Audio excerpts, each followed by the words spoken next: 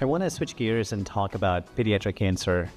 This was called out in the MAHA strategy report that came out in September. How are we thinking about it? It's still the #1 cause of death in children in America. What can families expect in terms of both research from a prevention and treatment perspective? I mean, pediatric cancer is and has been for a long time a high priority at the NCI. The support that we give for pediatric cancer research exceeds its sort of, epidemiologic frequency, because I think we recognize that there is a special horror and a special burden of a child getting cancer that goes beyond what there is for an adult getting cancer. We support very basic research, very basic molecular research that contributes to the conquest of pediatric tumors. We fund clinical trials for pediatric tumors. We also do cell biology research that affects pediatric tumors. Sometimes we can directly classify these as pediatric studies. Sometimes it's just more general basic biology that can then be applied to pediatric studies. But I can assure you, we spend many hundreds of millions of dollars a year studying pediatric cancer.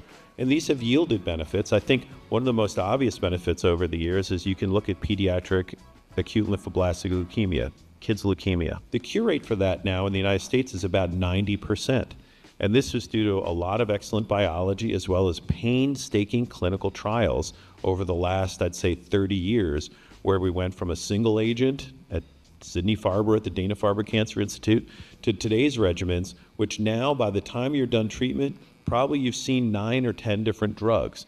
And you can't assemble something like that overnight. But patient, careful, scientific empiricism essentially conquered the disease of pediatric ALL. One of the big things about ALL, I think this was true certainly when I was a med student. I think it's a little less true now, but like the treatments would lead to, you'd cure the cancer, and then 20, 30 years later, the kids who had been cured of cancer would show up with heart failure from the chemotherapy. And there's been a lot of work to address that.